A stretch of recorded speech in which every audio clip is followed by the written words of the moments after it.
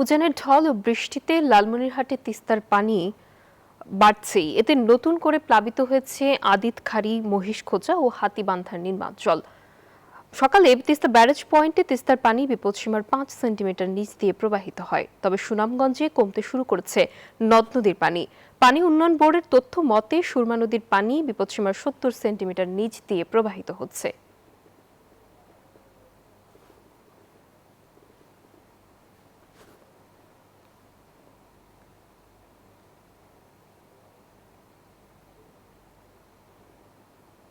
দর্শক, নদী ভাঙনের আর খবর জানাতে আমাদের সঙ্গে যুক্ত হচ্ছেন বিভিন্ন স্থান থেকে আমাদের সহকর্মীরা। প্রথমে চলে যাব লালমনিরহাটে, সেখানে রয়েছেন রবিউল হাসান। রবিউল, আমাদেরকে জানাবেন নদীর পানি বৃদ্ধি ও নদী ভাঙনের সবশেষ কি তথ্য এই মুহূর্তে আপনার কাছে আছে? নাফিসা, আপনি যেমনটি জানেন যে আজ সকাল থেকে কিন্তু তিস্তার পানি 5 সেন্টিমিটার নিচ দিয়ে কিন্তু প্রবাহিত হওয়ার পর বিকাল 3টায় কিন্তু তা 1 সেন্টিমিটার উপর দিয়ে কিন্তু তিস্তার পানি প্রবাহিত হচ্ছে এবং তিস্তার পানি ক্রমেই বৃদ্ধি পাচ্ছে। এবং আপনারা জানেন যে ভারতের গজলডোবার যে গেট খুলে দেওয়ায় কিন্তু এই তিস্তার পানি বৃদ্ধি পায়। এখানকার কৃষকদের কিন্তু ব্যাপক ক্ষতি হয়েছে, বিশেষ করে বীজতলা, বাদাম থেকে শুরু করে বিভিন্ন ফসল কিন্তু ক্ষতি হয়েছে। পাশাপাশি আমরা তিস্তা পড়ে রয়েছি, এই তিস্তার পানি কিন্তু ক্রমেই বৃদ্ধি পাচ্ছে এবং এই পানি বৃদ্ধির ফলে কিন্তু রাস্তাঘাট তলিয়ে গেছে এবং কিছু কিছু এলাকায় ভাঙ্গনও দেখা দিয়েছে, এমনটি আমরা বলছি। এবং পাশাপাশি আমরা তিস্তা পাড়ের একজনের সাথে কথা বলতে চাই, আপনার সাথে কথা বলতে চাই। এই পানি বাড়ছে, কি অবস্থায় আছেন আপনারা? পানি বাড়ছে মনে করেন যায় যে তিস্তার বান্দি মনে করেন বাদাম বিচন খেত খালা মনে করেন সম্পূর্ণ ভাসি যাইতেছে। তাহলে আমরা বলি এইভাবে তো খুব চলাফেরা করা খুব কঠিন ব্যাপার।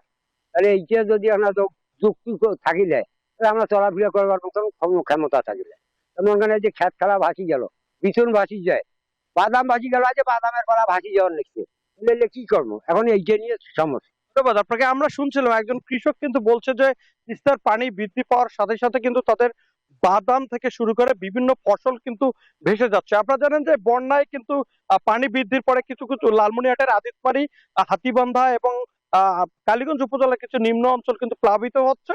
এবং এই ছিল আমার কাছে সর্বশেষ। আমরা যাচ্ছি সিরাজগঞ্জে সাহেবের কাছে, সেখানকার সংবাদ জানতে। প্রতি সপ্তাহে সর্বোচ্চ বার বিকাশ পেমেন্টে 50 জন হবেন পেমেন্ট চ্যাম্পিয়ন। জিতে নিন টিভি সহ আকর্ষণীয় সব প্রাইজ।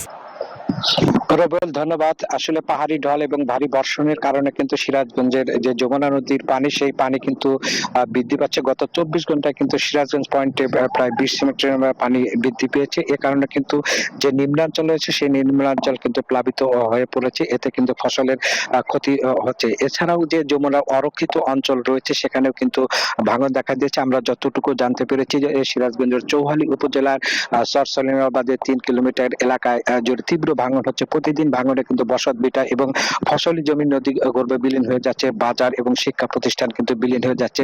আজকে কিন্তু আমরা দেখেছি যে কাকলা ইউনিয়নের চরবর্ণী সরকারি প্রাথমিক বিদ্যালয়টি এই ভাঙনের কারণে কিন্তু নিলামে বিক্রি করা হচ্ছে। এছাড়াও কিন্তু যে তীর বাঁধ রক্ষা রয়েছে বাহুকা, সেখানেও কিন্তু গত শনিবার বাঁধ ভেঙে প্রায় 30 মিটার বিলীন হয়ে গেছে।